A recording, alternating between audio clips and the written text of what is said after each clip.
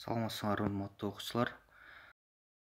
Тарых сабагы боюнча жалпы республикалык тестке даярдоо сабагынан экинчи сабакты бүгүн силер менен биргеликте мен Мурзаев Сүйүнали талкуулайбыз.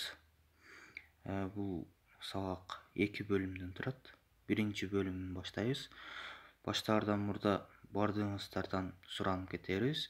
Подписка кнопкасын басып, каналга катталыңыз жана сизге видео жаккан болсо лайк басып, комментарий жазып койсоңуз, биз аябай сизге ыраазы болобуз. Анда сабагыбызды баштадык. Сабактын максаты тарых предметинин башка предметтер менен болгон байланышы тууралуу маалыматка ээ болот экенбиз. Тест тапшыруу учурунда бардык билимдерди колдонуу көндүмүн калыптандырат экенбиз.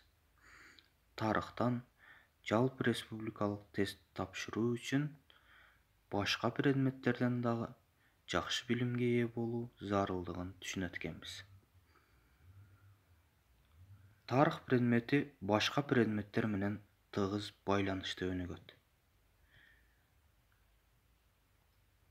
Мисалы, математика, химия, биология, астрономия, адабият, информатика, физика, география жана башка сабактар менен тарых предмети тыгыз байланышта.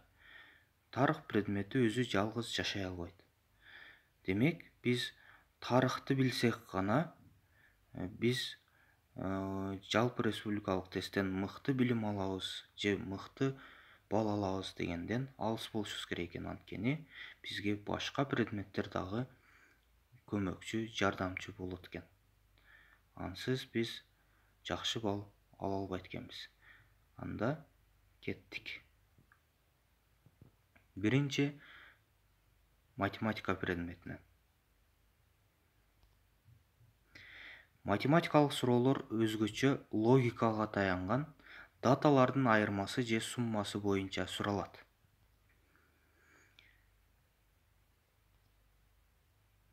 Биринчи мисал. Хронология боюнча кайсы окуя эң алгач болгон деп атат.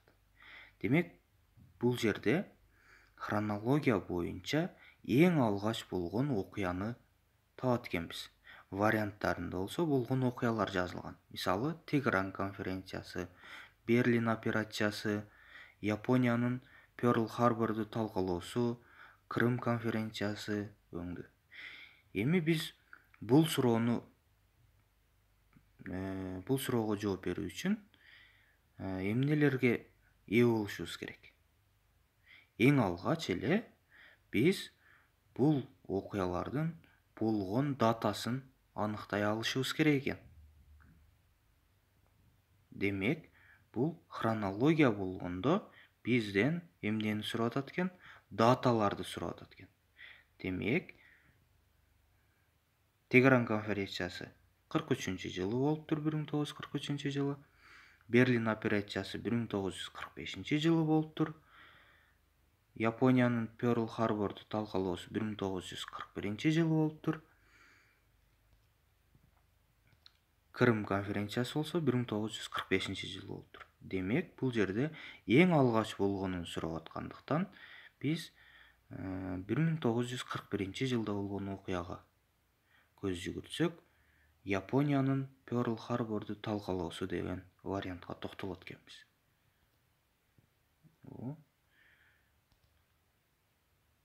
Демек, экинчи мисалга көңүлүңөрдү бурабыз. Төмөнкү окуяларды хронологиялык иретте жайгаштыргыла деп атат. Демек, бул жерде дагы хронология даталарга көңүл бурулуптур. Бул экинчи мисалдын биринчи мисалдан айырмачылыгы, бул жерде окуялар катар тизилген жана варианттарда катар тизмеги менен жазылган. Демек, бул жерде 5 суроону бир суроонун ичине камтып кетип атат. Өзгөчөлүгүн карагыла. Бул жерде да биз бардык окуялардын даталарын анык билишибиз керек экен. Ансыз биз белгилей албайт экенбиз. Демек, биринчи кыргыздардын бүткүл дүйнөлүк биринчи курултайы 1992 жыл болгон. Бишкекте АКШнын элчилиги 1992 жылы ачылган. Манас эпосунун 1000 жылдык мааракесин 95 жыл белгилегенбиз. Глобалдык Доллар саммити болсо 2002 жылы болуп, Кыргыз мамлекеттүүлүгүнүн жылы деп 2003 жыл аталган.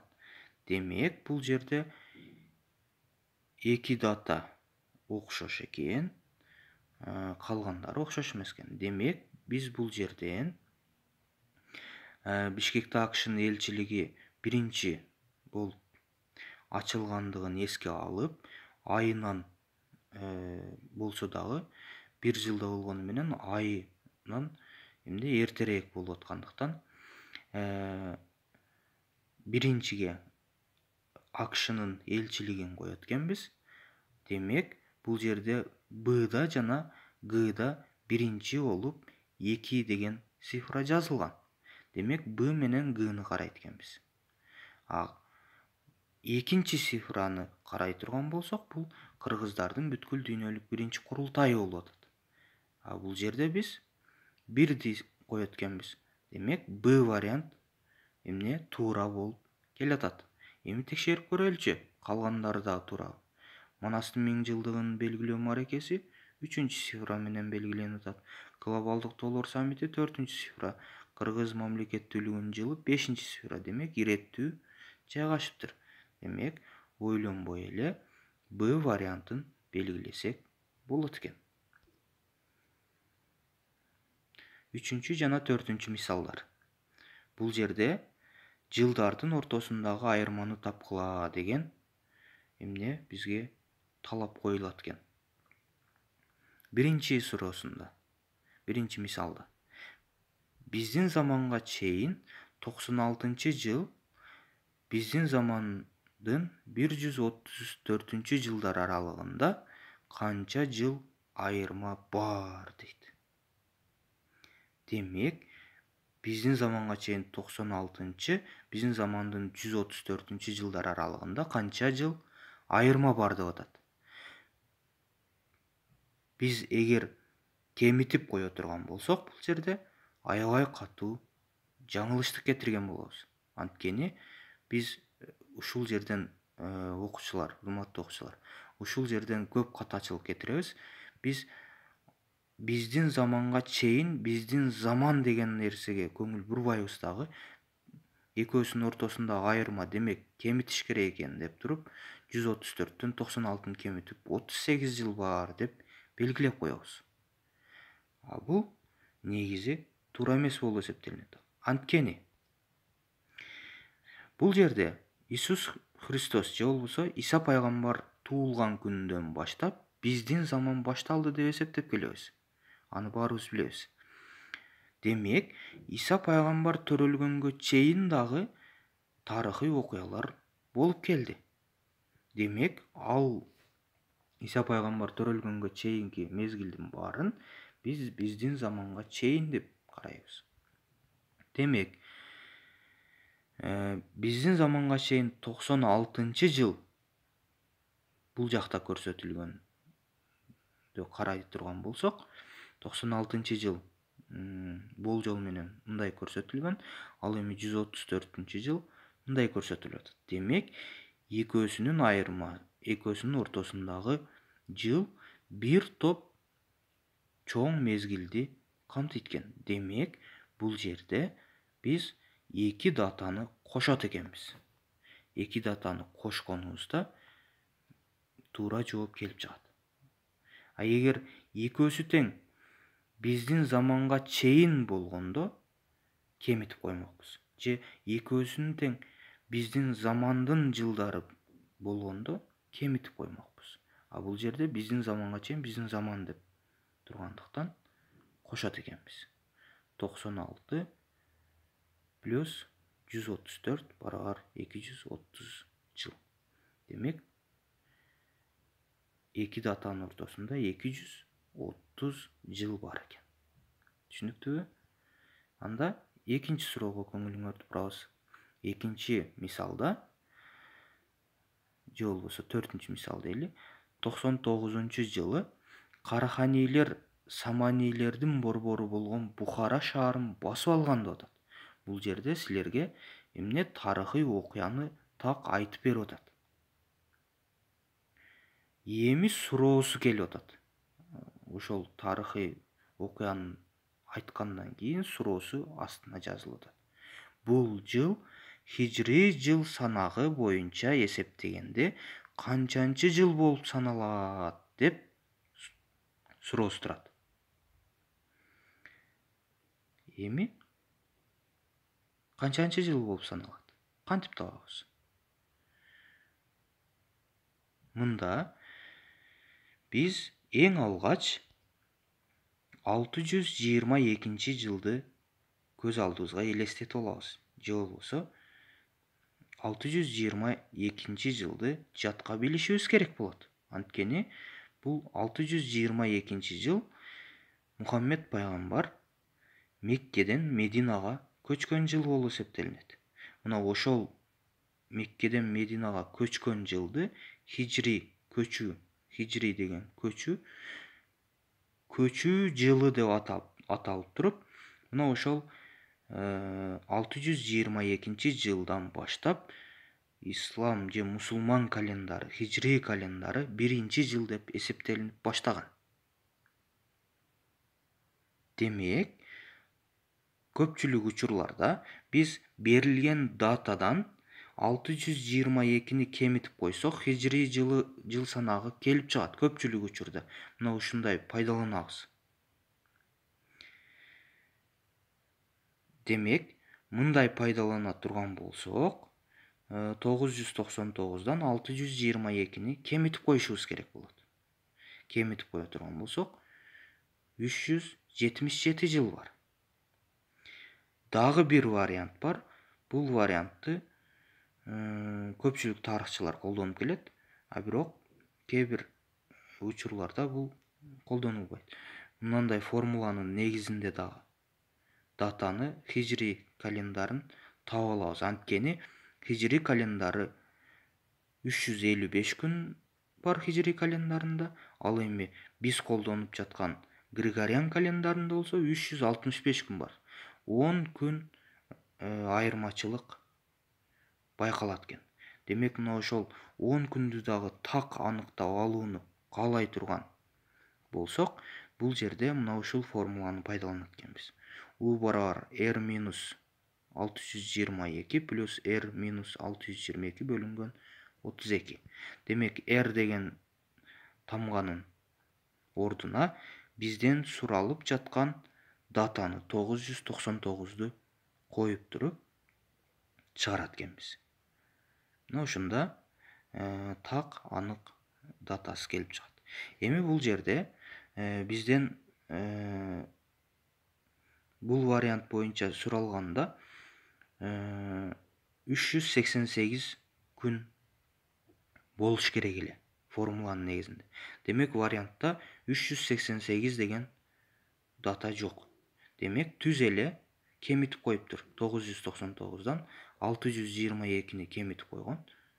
Натыйжада 377 жыл бар деп каралыптыр. Физика, химия предметтеринен. Физика жана химия предметтери катышкан тесттерде өзгөчө илимпоздор жана илимий ачылыштар суралат экен. Демек, тарыхта физика, химия эмне кылсын? Бул физика менен химия тарыхка кандай байланышы бар? Деген окуучулар болгон болсо, мына 1-мисалга көңүлүңөрдү бурабыз. 1-мисалда электромагниттик теорияны иштеп чыккан англиялык окумуштуулар. Демек, биз бул жерде электромагниттик теорияны иштеп чыккан англиялык окумуштууларды билбесек, анда биз жооп бере албайбыз. Аны так анык билишибиз керек экен. Демек, бул жерде А вариантында Фарадей менен Максвелл деген окумуштуулар, англиялык окумуштуулар электромагниттик теорияны иштеп чыккан экен. Биринчи мисалдын эле экинчи тапшырмасында атомдун түзүлүш теориясын изилдеп чыккан окумуштууну тапкыла деп атат. Демек, бул жерде дагы фактология, бул жерде дагы эмне так анык билбесек, кайсы окумуштуу экенин так билбесек, анда биз тарыхтан жооп бере албайт экенбиз. Демек, бул теорияны изилдеп чыккандарды ошол физика, химия предметтеринен гана таба алат экенбиз. Бул жерде Резерфорд деген окумуштуу атомдун түзүлүш теориясын изилдеп чыккан окумуштуу экен. Экинчи мисалга көңүлүңөрдү бурабыз. Бул экинчи мисалда бизге илимий ачылыштар боюнча тесттик тапшырма берилет экен. Илимий ачылыштар. Демек, Дмитрий Менделеевдин кандай илимий ачылышты иштеп чыкканын бизден сурап атат экен экинчи мисалда. Карагыла, варианттарында А вариантында магниттик талаа теориясын изилдеп чыккан дейт. Б'сында аксиомалардын бүтүндүгү жана карама-каршылыктуу эместигин изилдеп чыккан дейт. В'сында химиялык элементтердин мезгилдик системасын изилдеп чыккан дейт.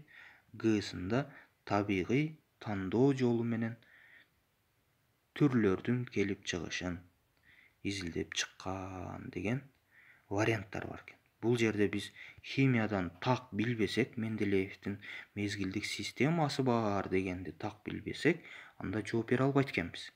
Демек, химия сабагы бизге сөзсүз түрдө жардамга келет экен дагы химиялык элементтердин мезгилдик системасын изилдеп чыккан деп вариантты белгилейт экенбиз. Эми үчүнчү география предметинен. География предмети тарыхка көбүрөөк көмөкчү илимдерден болуп эсептелинет. Бизге анткени географиялык ачылыштар, жерлердин, суулардын аттары боюнча көп сөз кылат экенбиз тарыхта. Ошон үчүн бул жерде география предмети катышкан тесттерде өзгөчө географиялык ачылыштар, жерлердин, суулардын аттары боюнча көп сөз болот экен. Биринчи мисалды карайлы. 1926 жылдан 1991 жылга чейин белгилүү тарыхчынын атын алып жүргөн шаарды көрсөткүлө дейт. Бул кантип эле география предметине тиешеси болсун? Бул тарыхта дей турган болсок, бул жерде көңүлүңөрдү бурабыз. Демек, варианттардын бардыгында шаарлар көрсөтүлүптүр. Шаарлар. Демек, бул жерлердин аттары, аталыштары. Сөзсүз түрдө географияга мүнөздүү аталыштар экен. Ошон үчүн биз бул тапшырманы география предметинин жардамында аткарсак болот экен. Демек, 26 жылдан 91 жылга чейин белгилүү тарыхчынын атын алып жүргөн шаарды көрсөткүлө. Демек, бул жерде A'сында Верный Алматы, Б'сында Пишпек Бишкек, В'сында Рыбачье Балыкчы, Г'сында Пржевальский Каракол деген варианттар турат. A'сына көңүл бура турган болсок, Верный деген тарыхчынын атын мен билбейм, силер билсеңер, балким мындай тарыхчы жок деп эсептейбиз, Верный Алматы. Демек, бул А варианты туура эмес деп эсептелинет. Б'сында Пишпек же болбосо Фрунзе деп дагы аталган Бишкек.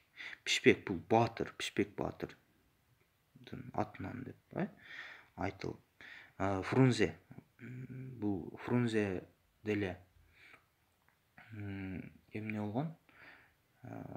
Кол башчы, аскер башчы болгон, тарыхчы болгон эмес. Рыбачье Балыкчы бул орусчасы, кыргызчасы элекен. Демек, акыркы вариант калып атат бизге. Пржевальский Каракол. Демек, мына ошол Пржевалский деген окумуштуу Ысык көлдүн айланасын изилдеген тарыхчы болуп эсептелгендиктен Г вариантына токтолот экенбиз. Экинчи мисалга көңүлүңөрдү бурабыз. Экинчи мисалда дүйнөнү биринчи жолу айланып чыккан саякатчыны атап бергиле деп атат. Демек, бул түздөн түз география предметине мүнөздүү суроо болуп эсептелинет. Демек, бизден саякатчыны сурап атат. А вариантында Христофор Колумб. Христофор Колумб бул биринчилерден болуп Американы же болбосо жаңы жерди, Америка материгин ачкан окумуштуу болуп эсептелинет. Бирок анын максаты Индияга баруу эле. Демек, жердин шар формасында экенин аныкташкан, суу жолу аркылуу өтө турган болсо Тынч океандан тезирээк Индияга жетип баруу мүмкүнчүлүгү бар экенин Христофор Колумб көпчүлүгүнө эмне кылган, сунуштаган. Дагы ошол максатын ишке ашыруу үчүн бирок жаңы жер деп атаган жери Индия болуп чыккан эмес. Натыйжада бизге жаңы жер деп ошол эмне түндүк түштүк Америка материктерин бизге ачып берген. Аны кийин Америка Веспуччи бул Индия эмес, бул жаңы жер деп атагандыктан ошол Америка Веспуччинин атынан Америка деп аталып калып атат.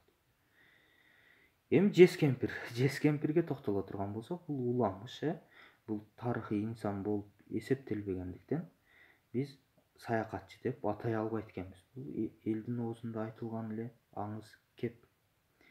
В вариантына токтоло турган болсок, Васко да Гама. Васко да Гама туура Индияга жеткен, бирок дүйнөнү бизден Индияга жеткен эмнени саякатчыны көрсөткүлө дебей атат вариантында. Эмне деп атат? Дүйнөнү биринчи жолу айланып чыккан саякатчыны атап бергиле деп атат да.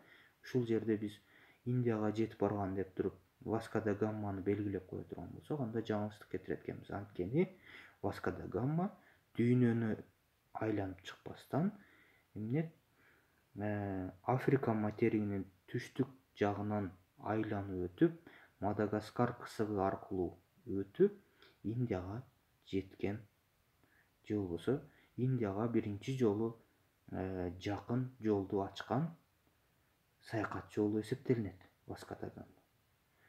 А бирок бизден дүйнөнү биринчи айланып чыккан саякатчыны атап бергиле деп аткандыктан Г вариантындагы Фернанд Магелланды түздөн түз белгилейт экенбиз. Анткени ал толук түрдө суу жолу аркылуу эмне дүйнөнү биринчи жолу айланып чыгып, шар формасында экенин далилдеп, практикалык түрдө далилдеп берип аткан окумуштуу. Үчүнчү мисалга көңүлүңөрдү бурабыз. Демек, бул жерде Египеттин аймагында кайсы чөл жайгашкан деп атат. Демек, бул жерде сөзсүз түрдө географиядан чөлдөр жөнүндө теманы жакшы окуган эмес болсок, бул жерде вариантты таба албайбыз. Эгер бул жерде география предметин сүйүп окуган болсок, Такламакан чөлү бул Монголиянын талааларында экенин билген болобуз. Каракум чөлү болсо Түркмөнстанда экенин, Сарыкум Казакстанда экенин билебиз дагы. Бул жерде Сахара чөлү Египеттин аймагында жайгашканын тапсак болот экен. Демек, Сахара чөлү деген вариант бизге туура вариант болуп эсептелинет. Эми жерлер, мамлекеттер жөнүндө тапшырмалар турат. Көңүлүңөрдү бурабыз. Биринчи тапшырмасында качан Сулайман Тоо ЮНЕСКОнун мурастар тизмесине ыйык тоо катары кирди деп атат. Бул жерде даталар турат. A'сында 2009 жыл, Б'сында 2011, В'сында 2003, Кысында 2000 жылы. Демек, Сулайман тоону ЮНЕСКОнун мурастар тизмесине ыйыктоо катары киргенин биз газета журналдардан окуган эмес болсок, балким географиядагы жаттоо керек болгон окуяларды жаттаган эмес болсок, бул эмне жоопту белгилей албайт экенбиз. Буга окшогон толтура тапшырмалар бар. Ошол тапшырмалардагы келип кала турган болсок, эгер биздин маалыматыбыз жок болсо, жооп бере албайбыз. Анткени бул жерде эмне ойлоно турган варианттын өзү жок. Бул жерде жалаң фактология, жаттоодон гана биз жооп бере алчу эмне суроо экен. Демек, биз эгер жаттаган болсок, 2009 жылды белгилейбиз. Эгер жаттай элек болсок, жаттап коебуз. Экинчи тапшырмасына көңүлүңөрү бурабыз. Дал келтиргиле тапшырмасы турат. Бул жерде дүйнө дөөлөттөрүн кызыктырган жерлер таблицанын ичинде турат. Англия, Франция, Россия, Италия мамлекеттеринин таблицасы экен. Демек, бизге ушул 4 тапшырманы бир тапшырманын ичине камтып суроо кылып бериптир. Туура балдар? Демек, бул жерде дал келтирүү тапшырмасын буга чейин көптөгөн сабактардан мындай тапшырмаларды аткарып жүргөнбүз. Биз билебиз кантип дал келтириш керек экенин. Ага токтолбой эле. Бул жерде эмне дал келтиргиле деп аткандыктан бизге дүйнө дөөлөттөрүн кызыктырган жерлерди окуп чыгышыбыз керек экен. Эльзас жана Лотарингияны кайтарып алууну кайсы мамлекет каалап атат? Ниц жана Савояны кайтарып алууну каалаган мамлекеттер кайсы?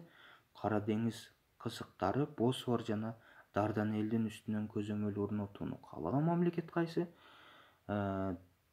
Трансафрикалык Каир-Кейптаун темир жолун курууну каалаган мамлекет кайсы? Демек, бул жерден кызыктырган жерлерди окуп чыкканыбызда биз сөзсүз түрдө эмне биринчи дүйнөлүк согуштун башталуу даталарына кайтып барат экенбиз. Себеби ошол мезгилдеги окуялар көз алдыбызга элестелди. Мына ошол Англия, Франция, Россия, Италия ошол биринчи дүйнөлүк согушту баштоо алдындагы эмнеси эле каалоолору болчу. Демек, Англия трансафрикалык Каир-Кейптаун темир жолун курууну каалаган. Бул дагы фактология. Муну жатка билбесек, Каир-Кейптаун каякта экенин билбесек, анда эмне тарыхтан жооп бере албайт экенбиз. Ал үчүн биз сөзсүз түрдө география предметине кайтат экенбиз. Каир кайсы мамлекеттин борбор шаары же кайсы мамлекеттеги шаар же эмне деген жер? Кейптаун кандай жер? Демек, муну билүү үчүн биз сөзсүз түрдө география предметине кайрылуубуз шарт экен. География предметинде Каир Египеттин борбору, Кейптаун эмне Түштүк Африка Республикасынын борбору деп жаттаганбыз, окуганбыз. Кара деңиз болсо эмне алдыңкы же жакынкы чыгышта жайгашканын билебиз. Ал жерде Босфор жана Дарданель кызыктары бар экенин дагы билебиз. Муну сөзсүз түрдө географиядан билебиз. Ниц Савояны да билебиз. Эльзас Лотарингиянын дагы көмүр запасы боюнча аябай бай аймак экенин билебиз. Бул Эльзас менен Лотарингия болсо, Франция менен Германиянын ортосунда жайгашкандыгын билет экенбиз. Демек, бул Эльзас жана Лотарингияны 1871 жылы Франция Пруссиядан жеңилип калгандан кийин эмне Пруссия же болбосо кийинки Германия Франциядан бул көмүр запасын өзүнө тартып алып койгон болчу. Ошол тарттырып койгон жерин Франция кайра кайтарып алууну каалаган. Демек, A'сын 4кө дал келтирет экенбиз, Б'сын болсо 1ге дал келтирет экенбиз. Россия Кара деңиз кысыктарын, Босфор жана Дарданелл кысыктарын үстүнөн көзөмөл орнотууну каалагандыгын, демек С3кө дал келтирет экенбиз Сны. Италия болсо Ниц жана Савояны кайтарып алууну каалаганын билет экенбиз. Демек Д менен 2-ни дал келтирет экенбиз. Мына ушундай вариант болгон болсо, мына A'лардын дал келтирүүсүн карасак, 2 вариантта 4 дал келтирилип турат, Б менен В вариантта. Демек, Б менен В вариантты калтырабыз дагы, А менен Г вариантты автоматтык түрдө чыгарып салабыз жооптордун арасынан. Демек, Б менен В вариантты гана карайбыз. Экинчисинде дал келтирилгенде Б Франция бул жерде Б'сында Франция Ниц жана Савояны кайтарып алууну каалаган деп атат. Туура эмес. Ал эми В вариантында болсо Элзас жана Лотарингияны кайтарып алууну каалаган деп атат. Демек, бул туура. Демек, В вариант туура экен. Бул жагын дагы дал келтирип карап коелу, чындыгында туура экенби? С вариант 3кө дал келтирилип турат, Д вариант 2ге дал келтирип турат. Демек, бул В вариантын туура деп белгилейт экенбиз. Ушул сыяктуу суроолорду таап белгилегиле. Көңүл бурганыңар үчүн чоң рахмат. Саламатта калгыла.